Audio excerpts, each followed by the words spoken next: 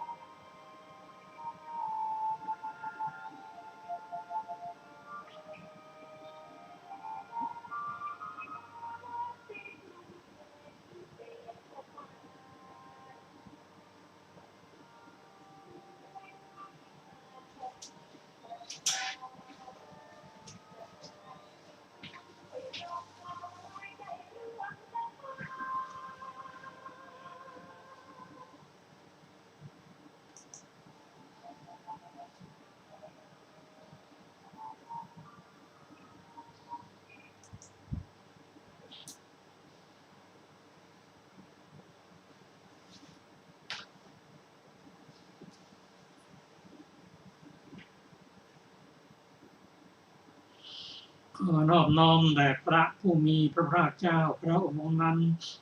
ซึ่งเป็นผู้ไกลจากกิเลสสัตว์ผู้ชอบได้โดยพระองค์เองสวัสดีครับท่านผู้ฟังที่เคารพครับท่านผู้ฟังกำลังรับฟังรายการศึกษาธรรมนำสุขมีเสนอแก่ท่านผู้ฟังทุกวันศุกร์ตั้งแต่เวลา 14 นาฬิกาถึง 15 นาฬิกาดำเนินรายการโดยกระผมพันเอกธนัทเดชะอาจารย์ศิรภาเดชะเป็นผู้ร่วมรายการวันนี้เราได้นำไตรปิฎกฉบับอรรถกถาเล่มที่ 32 มาศึกษากัน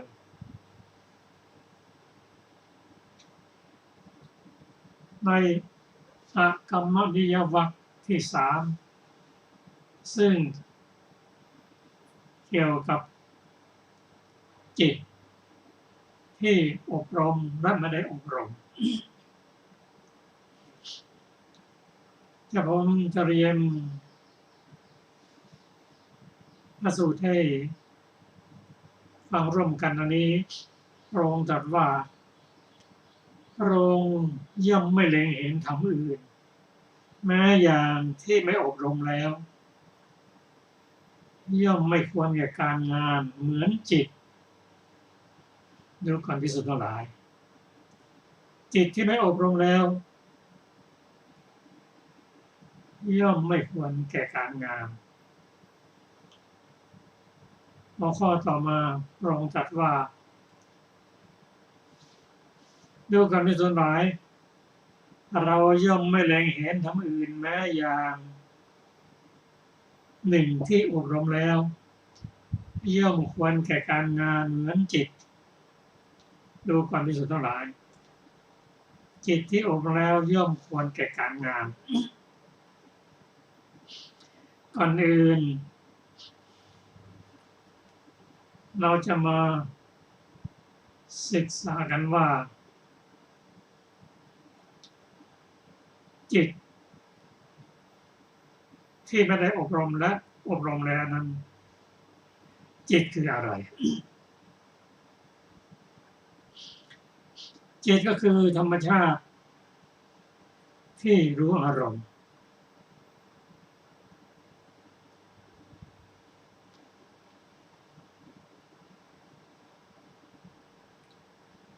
หน้าที่ของจิตนั่นก็คือเป็นประธานของเจตสิกและจิตนั้นมีการเกิดดับอย่างรวดเร็วทำการติดต่อระหว่างภพเก่ากับภพใหม่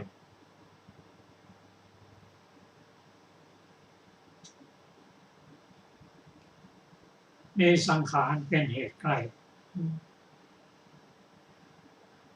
จิตนั้นมีกี่อย่างเมื่อว่าเราจิตเป็นผู้รู้อารมณ์แล้วก็รับอารมณ์เรามีอยู่6 อย่างด้วยกันได้แก่จักขุวิญญาณจิต1โสตวิญญาณจิต2 3ฆานวิญญาณจิต4ชิวหาวิญญาณจิตและกายวิญญาณจิต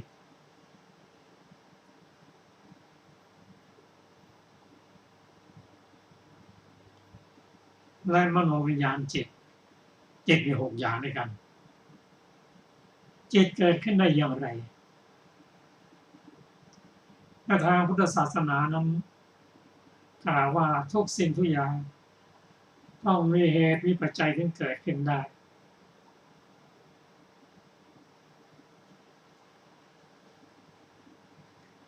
เช่นจิตที่ได้เห็นได้ยินได้กลิ่นได้รสและโผฏฐัพพะนั้นเป็นจิตอันพระวังลงมารับนิบาตคือการเห็นการได้ยินได้กลิ่นรสโผฏฐัพพะที่ดีหรือไม่ดีทางปัญจทวาร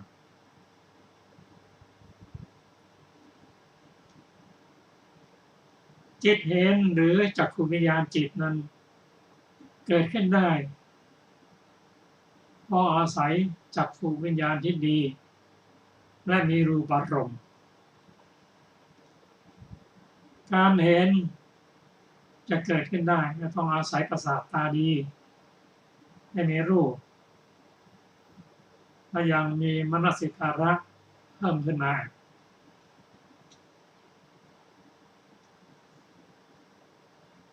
การได้ยินเรียกว่าโสตวิญญาณนั้นจะเกิดขึ้นได้ต้องอาศัยโสตปัสสาทะและมีเสียงและอาศัยลม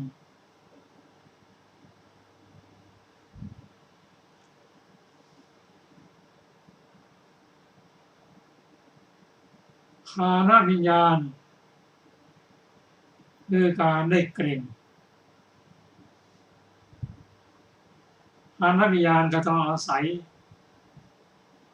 ฆานปัสสาทะและคันธารมณ์อาศัยลมด้วยชิวหาวิญญาณคือวิญญาณที่รู้รสนั้นอาศัยชิวหาปัสสาทะ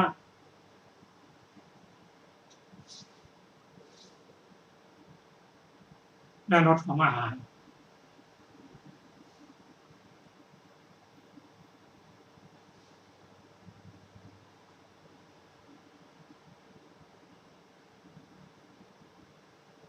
กายวิญญาณจิตก็เช่นเดียวกันต้องอาศัยกายปัสสาทะซึ่งมีอยู่ทั่วไปในร่างกายและการถูกต้องอย่างว่าโผฏฐารมณ์มีเย็นร้อนอ่อนแข็งวิญญาณจึงจะเกิดขึ้น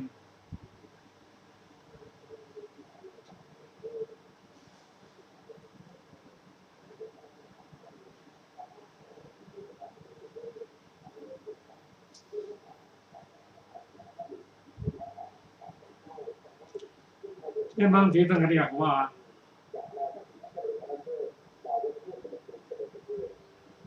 จักขายตนะกับรูปายตนะจิตอาศัยจักขายตนะและรูปายตนะนี่จิตจักขุวิญญาณหรือ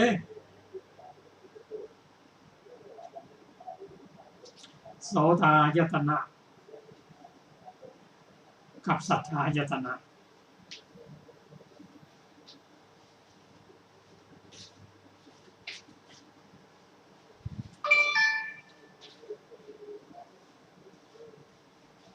เกณฑ์กับรสายตนะอาศัยคานายตนะมาสุดท้ายอารมณ์ก็ต้องอาศัยมนายตนะกับธรรมารมณ์จึงเกิดมโนวิญญาณขึ้นไม่มีอะไรจะเกิดขึ้นลอยๆไม่ใช่ตัวเราของเรา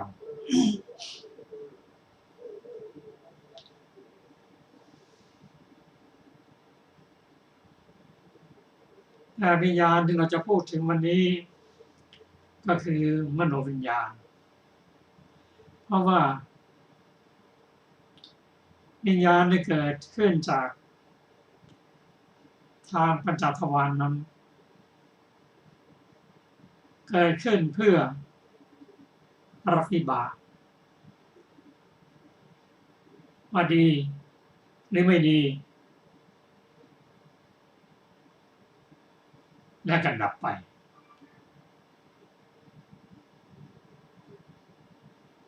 เข้าสู่ทางมโนทวาร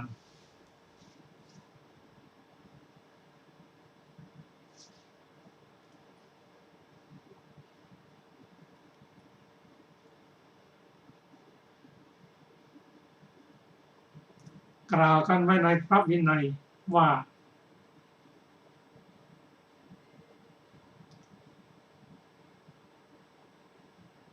เมื่อ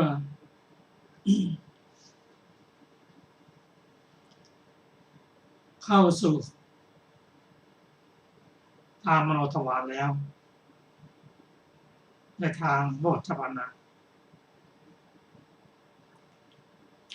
รูปเสียงกลิ่นรสและโผฏฐัพพะทางปัญจทวารนั้นดีหรือไม่ดีนั่นเป็นนิบาต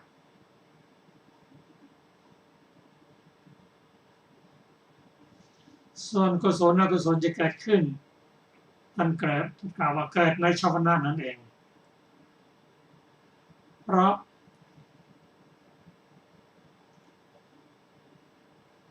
ไม่มีโยนิโสมนสิการและไม่มีสติคือปล่อยสติจึงทำให้แก่กุศลและอกุศลขึ้น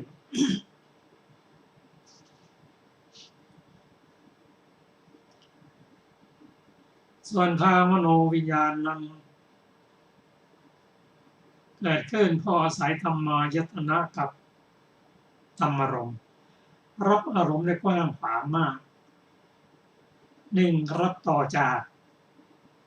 ทางปัญจทวารและรับอารมณ์ที่เป็นอดีตปัจจุบันแม้ในอนาคตรับได้อย่างกว้างขวางมากเพราะฉะนั้นจิตจึงรับอารมณ์ได้อย่างรวดเร็วต้องกล่าวว่าเหมือนกับการเล่นกล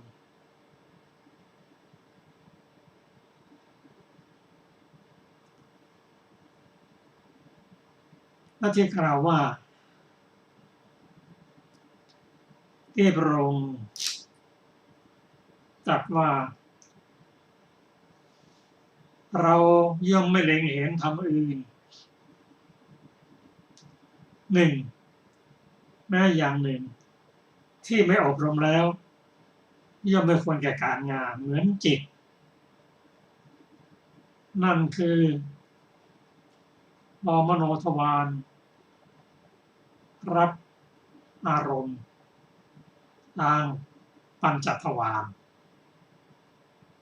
ซึ่งอารมณ์นั้นเป็นวิบากดีหรือไม่ดียังไม่ได้เป็นกุศลอกุศลแต่เมื่อรับอารมณ์แล้วถ้าเป็นอารมณ์ที่ดีเกิดติดอกติดใจเกิดโลภะขึ้นมาเกิดกิเลสขึ้นมาเรียกว่าราคะนิสัยเกิดขึ้นแล้ว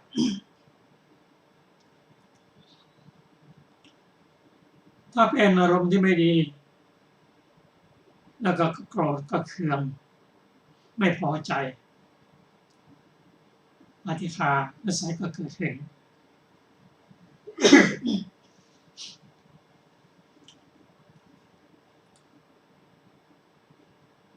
เกิดขึ้นในชาวนานั่นเองเกิดขึ้นตอนไหนตอบว่าการเกิดดับการรับอารมณ์ของจิตนั้นเป็นไปอย่างรวดเร็วไม่สามารถจะอะไรมาเปรียบเทียบได้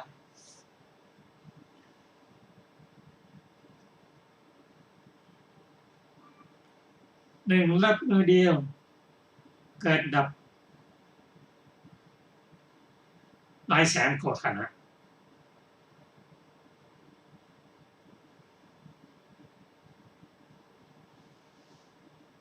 และเรื่องนี้เป็นเรื่องที่มีอยู่ในอภิธรรมการศึกษาก็ต้องต้อง3 ปิฎกด้วยมันจะรู้ได้ว่าพระองค์ตรัสอย่างไหนแล้วก็เอานั่นนะมาศึกษาร่วมกันเป็นปริยัติของพวกเราอย่างที่เรียนให้ทราบว่าจิตรับอารมณ์อย่างรวดเร็วถ้าไม่มีโยนิโสมนสิการและสติแล้วโยนิโสมนสิการและสตินั้นเป็นกุศลธรรมเมื่อกุศลได้เกิดขึ้นก็รับอารมณ์อย่างไรถ้าเป็นอารมณ์ที่ดีก็เป็นหลงไหลใฝ่ฝันติดอกติดใจมีความอยากเกิดขึ้นเมื่อความอยากเกิดขึ้นแล้วนั่นก็เป็นตัณหาเป็นปัจจัยแก่อุปทานจิตที่ไม่อบรมแล้วก็รับไปทั้งหมดเห็นรูปรับอารมณ์รูปเสียงกลิ่นรสโผฏฐัพพะและธรรมอารมณ์ที่ดีแล้วก็ติดใจหลงไหลเป็นราคะนิสัยถ้าเป็นอารมณ์ไม่ดีเกิดความไม่ชอบใจเกลียดผลักออกไปเป็นปฏิฆานิสัยจิตที่ประกอบด้วยโลภะโทสะเพราะเราอารมณ์นั่นเองเป็นกิเลสเมื่อเป็นกิเลสแล้วเป็นอกุศลก็เข้ามาไม่ได้ปัญญาดับไม่ควรแก่การงานทั้งสิ้นเช่นคนที่กำลังโลภะเกิดโทสะเกิดโมหะเกิดนะทำการงานอย่างไรก็ไม่ได้ไม่ควรแก่การงานแม้กระทั่งก่อนจะสิ้นชีวิตจิตมีกิเลสเครื่องเศร้าหมองทุกขติเป็นอันต้องหวังได้พระองค์ถึงตรัสว่าไม่เห็นไม่เล็งเห็นธรรมอื่นแม้อย่างหนึ่งคือจิตที่ไม่ได้รับการอบรมย่อมไม่ควรแก่การงานเหมือนจิต ดูความพิสุทธิ์ทั้งหลายจิตที่ไม่อบรมแล้วย่อมไม่ควรแก่การงานมาถึงข้อที่สองที่พระองค์ตรัสว่าเราย่อมไม่เล็งเห็นทำอื่นแม้อย่างหนึ่งที่อบรมแล้วย่อมควรแก่การงานเหมือนจิตดูความพิสุทธิ์ทั้งหลายจิตที่อบรมแล้วย่อมควรแก่การงานนั่นคือจิตที่รับอารมณ์ที่ดีหรือไม่ดี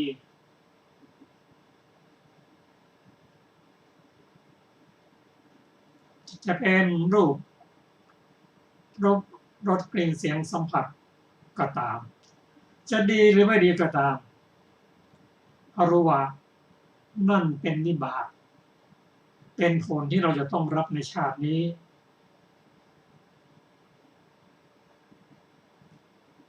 ก็มีการพิจารณาอย่างแยบคายและมีสติกำกับมีสติมีปัญญาพิจารณาเห็นแล้วตัวมนสิการสติและปัญญานั่นเองจะอบรมจิตให้รู้ว่าเป็นนิบาตเห็นอารมณ์ที่ดีแล้ว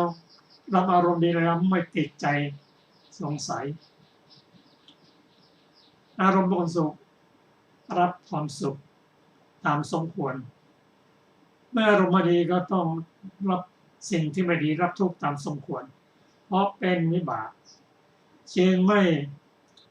ติดใจหลงไหลในอารมณ์ที่ดีและไม่โกรธเคือง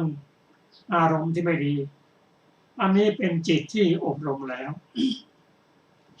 จิตเป็นกุศลเป็นจิตที่อ่อนควรแก่การงานจะทำอะไรก็ได้จิตที่มีสติสัมปชัญญะมีปัญญาย่อมควรแก่การงานทางการงานมันจะเป็นด้านโลกิยะหรือโลกุตระก็ตามโดยเฉพาะการปฏิบัติธรรมนั้นควรแก่การรองรับกุศลธรรมชั้นสูง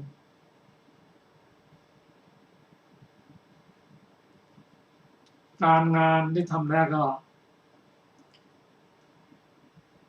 เป็นบุญกุศลสั่งสมบุญสั่งกุศลไว้แม้ในคราวที่จะต้องจากโลกนี้ไปขณะที่จิตนั้นผ่องใสไม่เศร้าหมองเป็นกุศลอกุศลเข้ามาไม่ได้ถึงแม้ในอดีตนั้นจะมีอกุศลหรือกรรมในอื่นที่ไม่ดีก็ได้แต่เมื่อก่อนจะสิ้นชีวิตนั้นจิตผ่องใสเป็นกุศลแล้วอกุศลก็เข้ามาไม่ได้ก็อาศัยขณะจิตนั่นเองไปสู่สุขตินั่นคือถ้าเกิดเป็นมนุษย์กับมนุษย์ชั้นดีมีปัญญา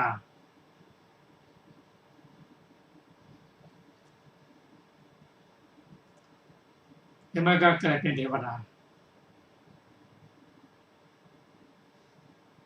เราคงจะตรัสว่าจิตนั้นสำคัญจิตเป็นหัวหน้าเหมือนบุคคลที่เป็นหัวหน้านั่นแหละ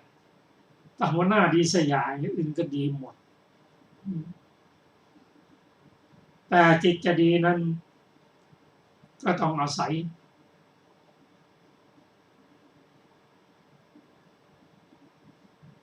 การคบกัลยาณมิตรฟังธรรมจากท่านพิจารณาและนำมาปฏิบัติฟังธรรมบ่อยๆ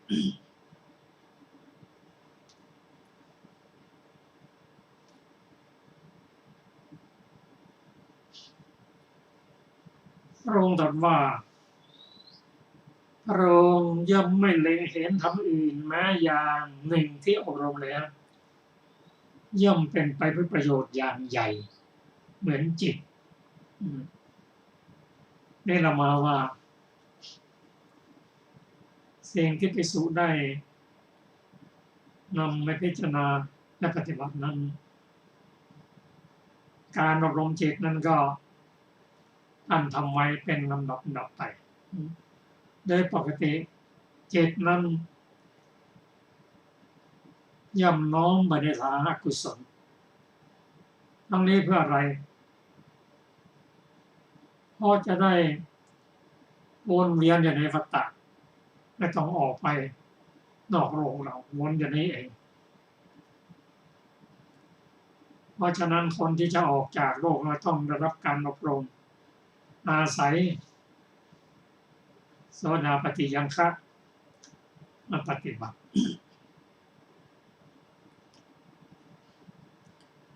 เหมือนระนมทูลถามว่ากราบทูลว่าพระพุทธเจ้าข้าการมีมิตรดีสหายดีกัลยาณมิตรนั้นเป็นครึ่งหนึ่งของพรหมจรรย์พรหมจรรย์นี่ก็คือข้อปฏิบัติจนถึงระดับอรหันต์พระองค์ตรัสว่าอานนท์เธออย่าคิดอย่างนั้นเพราะการมีมิตรดีสหายดีมีกัลยาณมิตรนั้นเป็นทั้งหมดของพรหมจรรย์ทีเดียว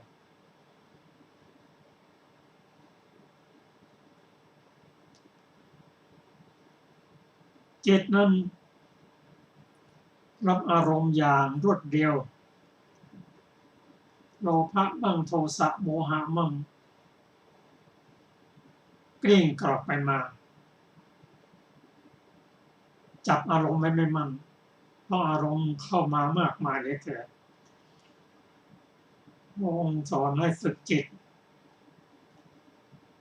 ที่กำลังฟุ้งซ่านจับอารมณ์ให้มั่นให้จับอารมณ์ให้มั่นด้วยการเจริญสมาธิเมื่อจิตเป็นหนึ่งแล้วทำอะไรก็ได้มีกำลัง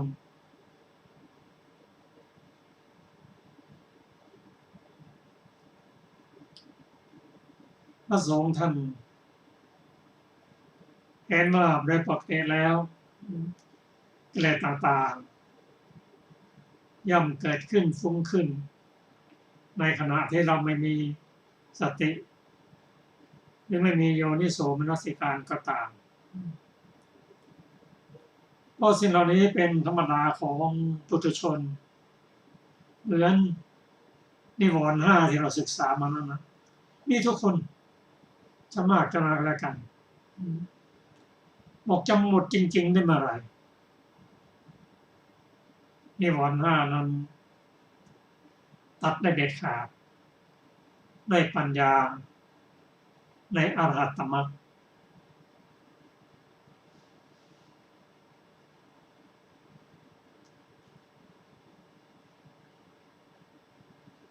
เพราะฉะนั้นการที่เราจะ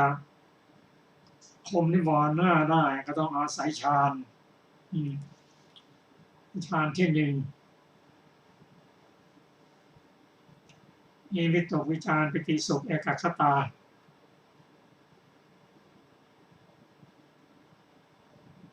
ย่อมจนถึงระดับ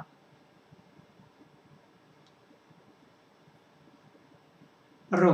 ปนั่นก็ข่มนิวรณ์ได้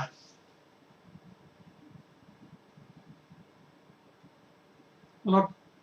กดข่มกรรมฉันทะพยาบาทหีนมิทะอุทธัจจะกุกุจจะและวิกิจฉาได้เพราะฉะนั้นผู้ได้ฌานนั้นจึงมีหน้าตาผ่องใสแต่การกดข่มนั้นทำได้หลายอย่างเช่นขณะนี้เรากำลังศึกษาพุทธศาสนาร่วมกันนะนิวรณ์ก็ไม่เกิดขึ้นแต่เมื่อเลิกอ่านเผลอสตินิวรณ์5แล้วก็ กลับคืนมาอย่างเดิมแต่ก็เป็นการอบรมจิตอย่างหนึ่งในขณะที่ได้มีนิวรณ์นั้นประโยชน์ญาณยิ่งก็เกิดขึ้นได้เช่นพระปัญจวัคคีย์นั้นก็ทรงนิวรณ์ได้สามารถฟังธรรมบรรลุธรรมเป็นพระอริยบุคคลได้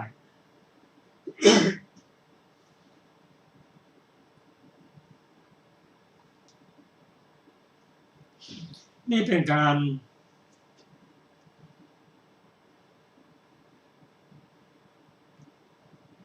ศึกษาจิตว่าทำยังไงให้จิตไม่ได้รับการอบรมพอถ้าจะโน้มมาศึกษาแล้วจากพระสูตรที่กล่าวว่าพบกัลยาณมิตรฟังธรรมศึกษาธรรมหรือ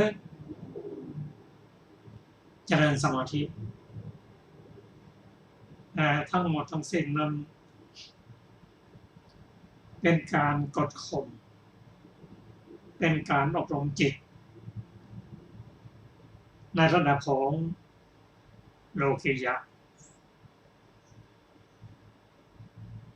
ถ้าเป็นการอบรมในทางโลกุตระแล้วเป็นพระอริยบุคคลแล้วนั่นคือประโยชน์ยิ่งใหญ่ควรแก่การงาน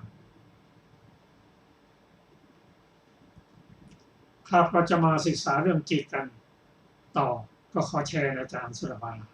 สวัสดีค่ะท่านผู้ฟังที่เคารพทุกท่าน ปานิหิตะอัชวัคที่5ว่าด้วยผลแห่งจิตที่ตั้งไว้ผิดเป็นต้นดูก่อนภิกษุทั้งหลายเปรียบเหมือนหางแหลมของเมล็ดข้าวสาลีหรือหางแหลมของเมล็ดข้าวเหนียวที่บุคคลตั้งไว้ผิดมือหรือเท้าย่ำเหยียบแล้วจักทำลายมือหรือเท้าหรือว่าจักให้ห่อเลือดข้อนี้ไม่ใช่ฐานะที่จะมีได้ข้อนั้นเพราะเหตุไรเพราะหางแหลมของเมล็ดข้าวอันบุคคลตั้งไว้ผิดฉันใดภิกษุนั้นก็ฉะนั้นเหมือนกันจักทำลายอวิชชาจักยังวิชชาให้เกิดจักเข้านิพพานให้แจ้งจักทำนิพพานให้แจ้งด้วยจิตที่ตั้งไว้ผิดข้อนี้ไม่ใช่ฐานะที่จะมีได้ข้อนั้นเพราะเหตุไรเพราะจิตตั้งไว้ผิดดูก่อนภิกษุทั้งหลายเปรียบเหมือนหางแหลมของเมล็ดข้าวสาลีหรือหางแหลมของเมล็ดข้าวเหนียวที่บุคคลตั้งไว้ถูกมือหรือเท้าย่ำเหยียบแล้วจักทำลายมือหรือเท้าหรือจักให้ห่อเลือดข้อนี้เป็นฐานะที่มีได้ข้อนั้นเพราะเหตุไรเพราะเดือยข้าวอันบุคคลตั้งไว้ถูกฉันใดภิกษุนั้นก็ฉะนั้นเหมือนกันจักทำลายอวิชชาจักยังวิชชาให้เกิดจำทำนิพพานให้แจ้งด้วยจิตที่ตั้งไว้ถูกข้อนี้เป็นฐานะที่มีได้ข้อนั้นเพราะเหตุไรเพราะจิตตั้งไว้ถูกดูก่อนภิกษุทั้งหลายเรากำหนดใจด้วยใจอย่างนี้แล้วย่อมรู้ชัดบุคคลบางคนในโลกนี้ผู้มีจิตอันโทษประทุษร้ายแล้วว่าถ้าบุคคลนี้พึงทำกาละในสมัยไหนพึงตั้งอยู่ในนรกเหมือนถูกนำมาขังไว้ฉะนั้นข้อนั้นเพราะเหตุไรเพราะจิตของเขาอันโทษประทุษร้ายแล้วดูก่อนภิกษุทั้งหลายก็แหละเพราะเหตุที่จิตอันโทษประทุษร้ายสัตว์บางพวกในโลกนี้เมื่อตายไปย่อมเข้าถึงอบายทุกขติวินิบาตนรกดูก่อนภิกษุทั้งหลายเรากำหนดใจด้วยใจอย่างนี้แล้วย่อมรู้ชัดบุคคลบางคนในโลกนี้ผู้มีจิตผ่องใสว่าถ้าบุคคลนี้พึงทำกาละในสมัยนี้พึงตั้งอยู่ในสวรรค์เหมือนที่เขานำมาเชิดไว้ฉะนั้นข้อนั้นเพราะเหตุไรเพราะจิตของเขาผ่องใสดูก่อนภิกษุทั้งหลายก็แหละเพราะเหตุที่จิตผ่องใสสัตว์บางพวกในโลกนี้เมื่อตายไปย่อมเข้าถึงสุขติโลกสวรรค์ ดูก่อนภิกษุทั้งหลายเปรียบเหมือนห่วงน้ำขุ่นมัวเป็นตมบุรุษผู้มีจักษุยืนอยู่บนฝั่งไม่พึงเห็นหอยโขงและหอยกาบบ้างก้อนกรวดและกระเบื้องถ้วยบ้างฝูงปลาบ้างซึ่งเชี่ยวไปบ้างตั้งอยู่บ้างในห่วงน้ำนั้นข้อนั้นเพราะเหตุไรเพราะน้ำขุ่นฉันใดภิกษุก็ฉะนั้นเหมือนกันจักรู้ประโยชน์ตนบ้างจักรู้ประโยชน์ผู้อื่นบ้างจักรู้ประโยชน์ทั้งสองบ้างจักกระทำให้แจ้งซึ่งคุณวิเศษคืออุตริมนุสธรรมอันเป็นความรู้ความเห็นอย่างประเสริฐอย่างสามารถได้ด้วยจิตที่ขุ่นข้อนี้ไม่ใช่ฐานะที่จะมีได้ข้อนั้นเพราะเหตุไรเพราะจิตขุ่นมัวดูก่อนภิกษุทั้งหลายเปรียบเหมือนห่วงน้ำใสแจ๋วไม่ขุ่นมัวบุรุษผู้มีจักษุยืนอยู่บนฝั่งพึงเห็นหอยโข่งและหอยกาบบ้างก้อนกรวดและกระเบื้องถ้วยบ้างฝูงปลาบ้างซึ่งเชี่ยวไปบ้างตั้งอยู่บ้างในห่วงน้ำนั้นข้อนั้นเพราะเหตุไรเพราะน้ำไม่ขุ่นฉันใดภิกษุก็ฉะนั้นเหมือนกันจักรู้ประโยชน์ตนบ้างจักรู้ประโยชน์ผู้อื่นบ้างจักรู้ประโยชน์ทั้งสองบ้างจักกระทำให้แจ้งซึ่งคุณวิเศษคืออุตริมนุสธรรมอันเป็นความรู้ความเห็นอย่างประเสริฐอย่างสามารถได้ด้วยจิตที่ไม่ขุ่นมัวข้อนี้เป็นฐานะที่จะมีได้ข้อนั้นเพราะเหตุไรเพราะจิตไม่ขุ่นมัวดูก่อนภิกษุทั้งหลายไม้จันทร์บัณฑิตกล่าวว่าเลิศกว่ารุกขชาติทุกชนิดเพราะเป็นของอ่อนและควรแก่การงานฉันใดดูก่อนภิกษุทั้งหลายเราย่อมไม่เล็งเห็นธรรมอื่นแม้อย่างหนึ่งที่อบรมแล้วกระทำให้มากแล้วย่อมเป็นธรรมชาติอ่อนและควรแก่การงานเหมือนจิตดูก่อนภิกษุทั้งหลายจิตที่อบรมแล้วกระทำให้มากแล้วย่อมเป็นธรรมชาติอ่อนและควรแก่การงานฉะนั้นเหมือนกันดูก่อนภิกษุทั้งหลายเราย่อมไม่เล็งเห็นธรรมอื่นแม้อย่างหนึ่งที่เปลี่ยนแปลงได้เร็วเหมือนจิตดูก่อนภิกษุทั้งหลายจิตเปลี่ยนแปลงได้เร็วเท่าใดนั้นแม้จะอุปมาก็กระทำได้มิใช่ง่ายดูก่อนภิกษุทั้งหลายจิตนี้ผุดผ่องแต่ว่าจิตนั้นแลเศร้าหมองด้วยอุปกิเลสที่จรมาดูก่อนภิกษุทั้งหลายจิตนี้ผุดผ่องและจิตนั้นแลพ้นวิเศษแล้วจากอุปกิเลสที่จรมาจบไปที่เหตุอัชวรรคที่5ในอรรถกถาของปณิหิตอัจฉวรรคที่5มีดังต่อไปนี้อรรถกถาสูตรที่1ก่อนค่ะวรรคที่5สูตรที่1มีวินิจฉัยดังต่อไปนี้ศัพท์ว่าไสยถาปิเป็นนิบาตใช้ในอรรถว่าอุปมาในอรรถที่ว่าอุปมานั้นบางแห่งพระผู้มีพระภาคเจ้าทรงแสดงเอาข้อความประกอบอุปมาเหมือนในวัฏฐสูตรและในปริชัตตโกปมสูตรและอัคคิขันโธปมสูตรในที่บางแห่งทรงแสดงเอาอุปมาประกอบข้อความเหมือนในโลนัมพิรสูตรและเหมือนในสุวรรณการสูตรและสุริโยปมสูตรเป็นต้นแต่ในสาลิสูโกปมสูตรนี้พระผู้มีพระภาคเจ้าเมื่อทรงเอาอุปมาประกอบข้อความจึงตรัสคำมีอาทิว่าไสยถาปิภิกขเวดังนี้บรรดาบทเหล่านั้นบทว่าสาลิสูกังแปลว่าเดือยแห่งเมล็ดข้าวสาลี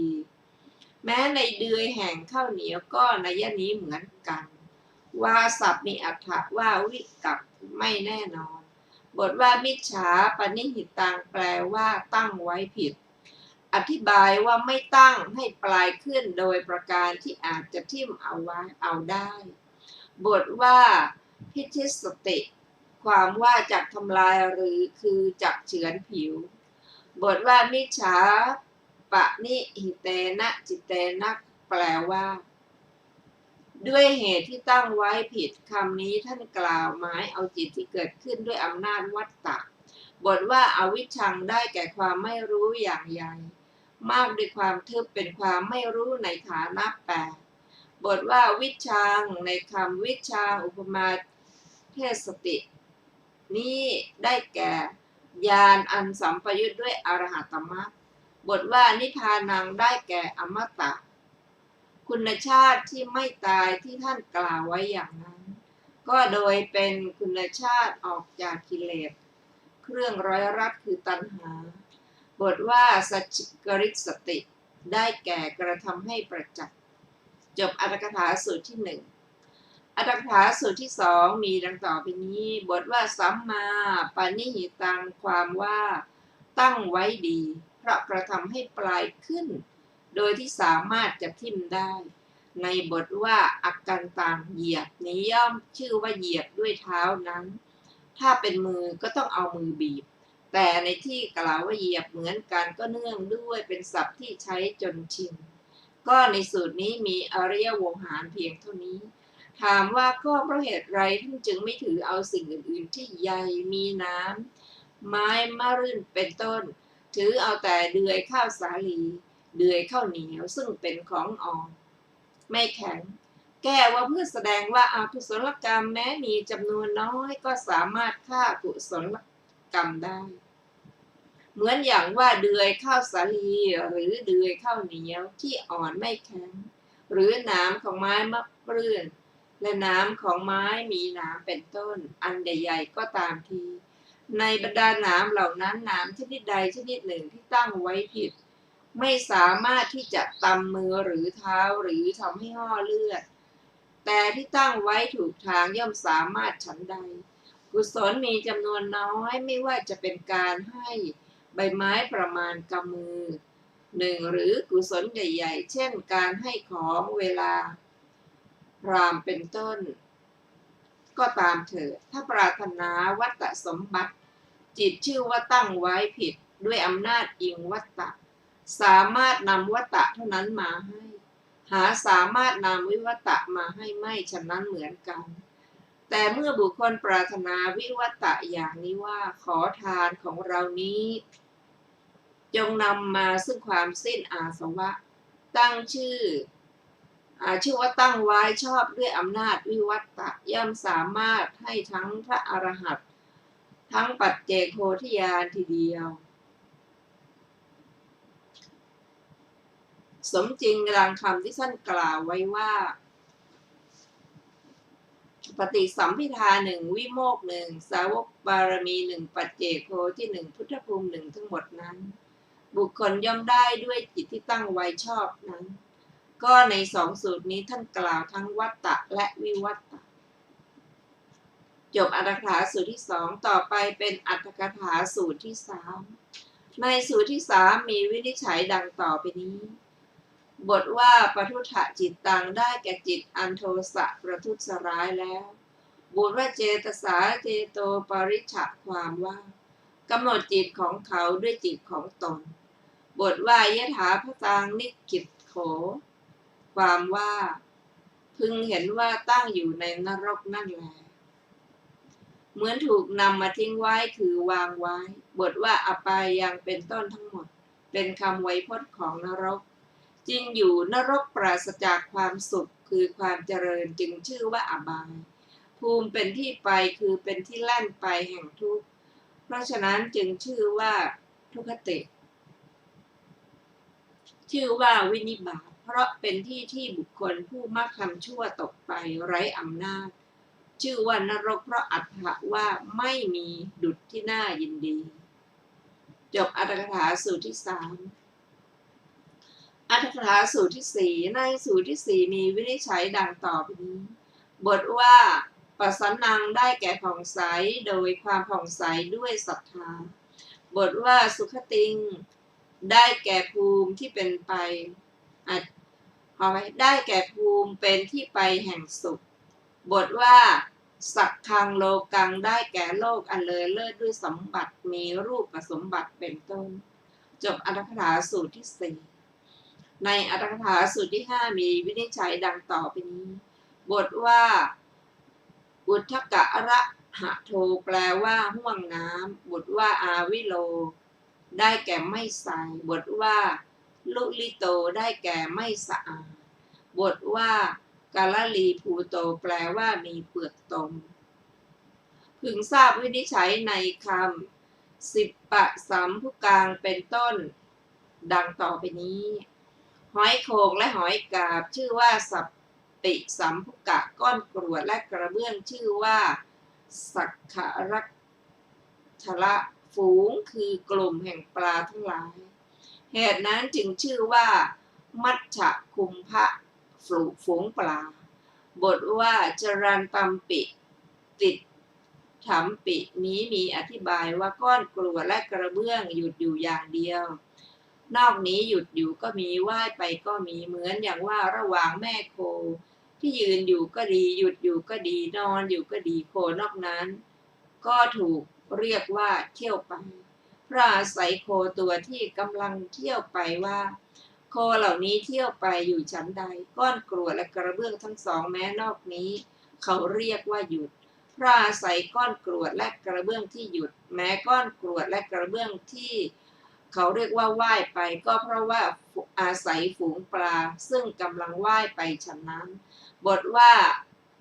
อาวิเลนะได้แก่ถูกนิวรณ์ห้าหุ้มห่อไว้ประโยชน์ของตนอันคละกันทั้งที่เป็นโลกิยะและโลกุตระอันเป็นไปในปัจจุบันชื่อว่าประโยชน์ของตนมีในคำมีอาที่ว่าอัตถังวาประโยชน์ของตนที่คละกันทั้งที่เป็นโลกิยะและโลกุตระในสัมปรายภพชื่อว่าประโยชน์ภายหน้าแม้ประโยชน์ภายหน้าชื่อว่าปรัตถะ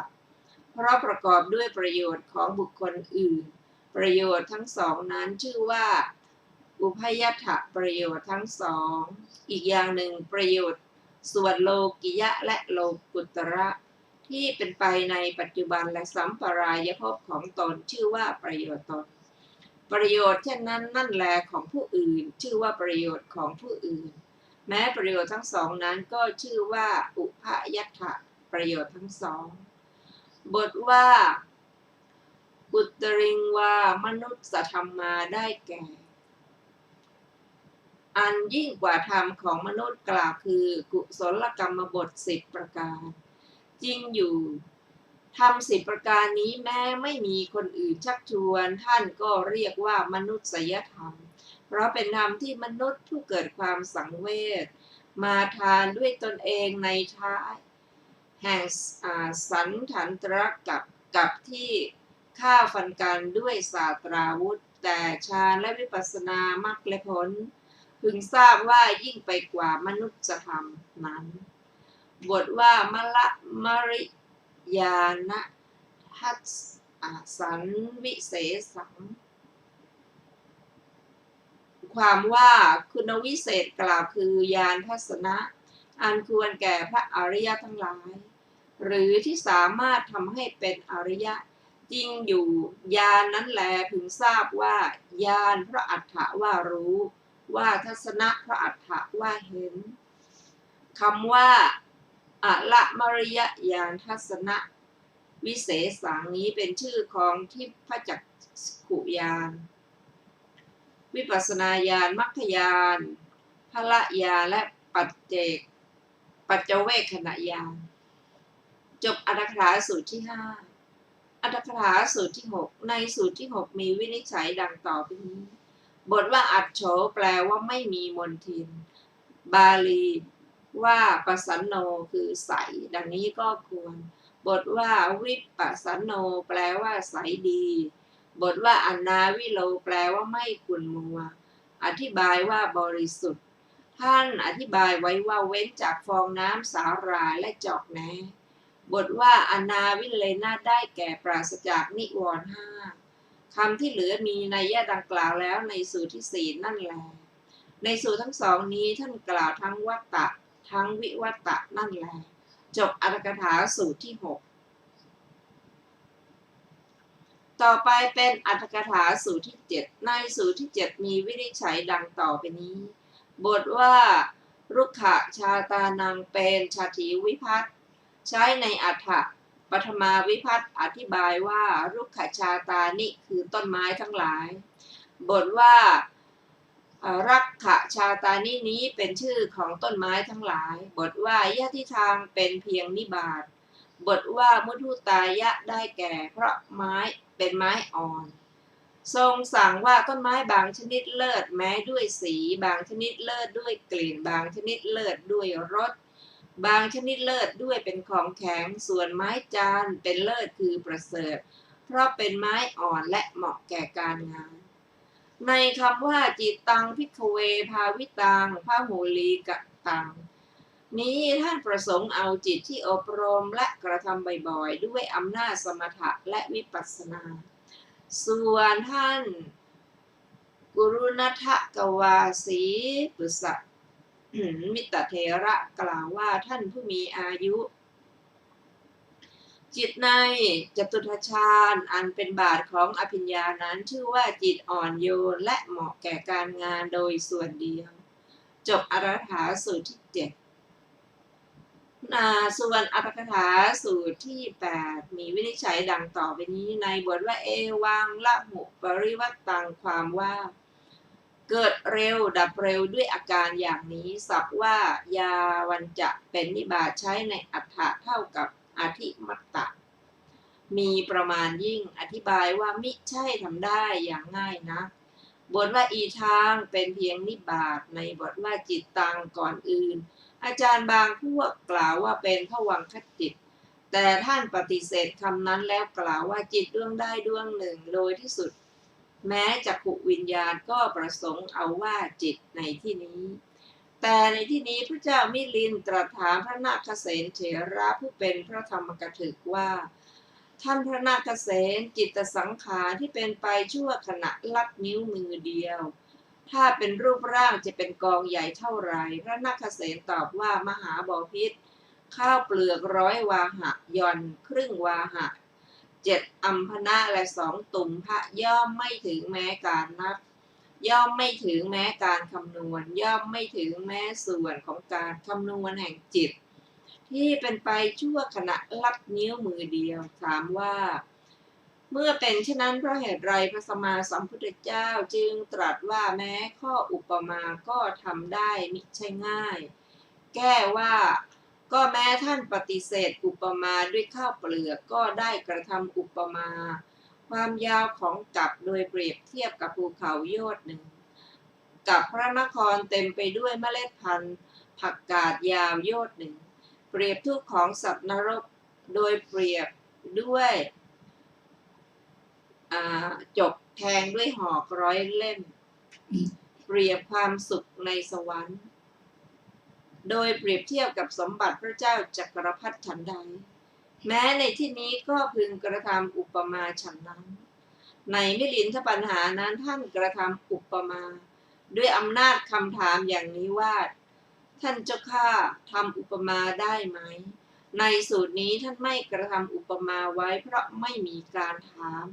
จริงอยู่พระสูตรนี้ท่านกล่าวไว้ในตอนจบพระธรรมเทศนาในพระสูตรนี้ท่านเรียกชื่อว่าจิตราสีหรือกองจิตด้วยประการชนี้จบอรรถกถาสูตรที่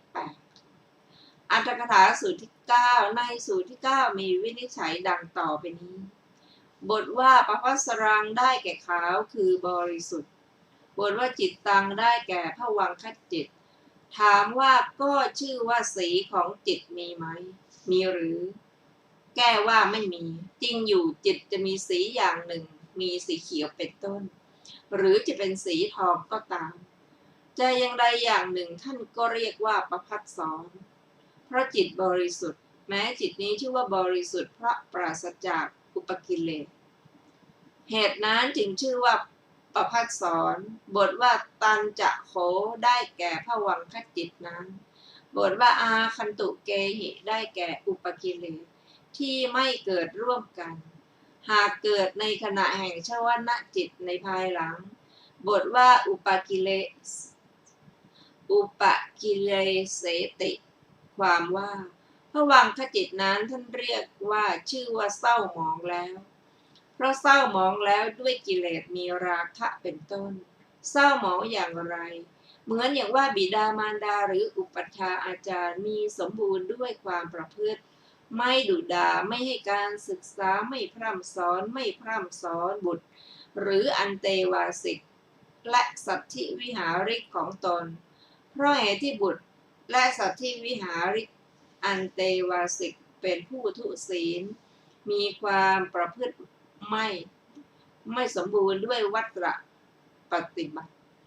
ย่อมได้รับการติเตียนเสียชื่อเสียงฉันใดพึงทราบอุปไมยนี้ฉะนั้นพึงเห็นภวังคจิตเหมือนบิดามารดาและอุปัชฌาย์อาจารย์ผู้สมบูรณ์ด้วยความประพฤติภวังคจิตแม้จะบริสุทธิ์ตามปกติก็ชื่อว่าเศร้าหมองเพราะอุปกิเลสที่จรมาอันเกิดขึ้นด้วยอำนาจที่เกิดพร้อมด้วยโลภะโทสะและโมหะซึ่งมีความกำหนัดขัดเคืองและความหลงเป็นสภาวะในขณะแห่งชวนาจิตเหมือนบิดามารดาเป็นต้นเหล่านั้นได้ความเสียชื่อเสียงเหตุเพราะบุตรเป็นต้นฉะนั้นแลจบอรรถกถาสูตรที่ 9ในอรรถกถาสูตรที่ 10แม้ในสูตรที่ 10มีวินิจฉัยดังต่อไปนี้จิตคือภวังคจิตนั่นเองบทว่าวิปมุตตังความว่าภวังคจิตนั้นไม่กำหนัดไม่ขัดเคืองไม่หลง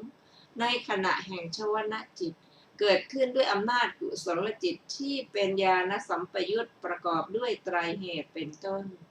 ย่อมชื่อว่าหลุดพ้นจากอุปกิเลสทั้งหลายที่จรมา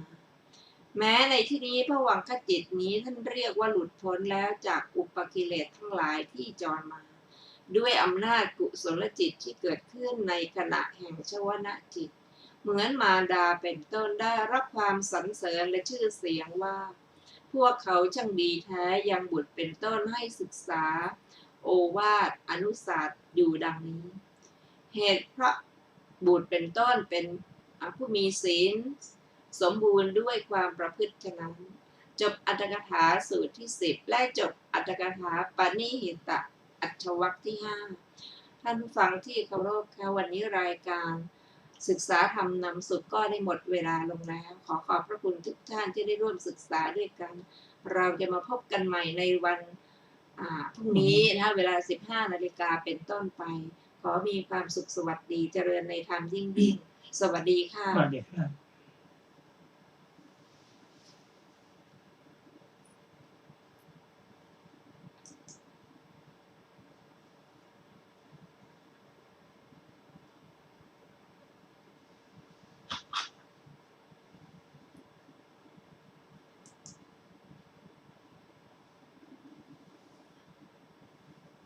นั่นแหละ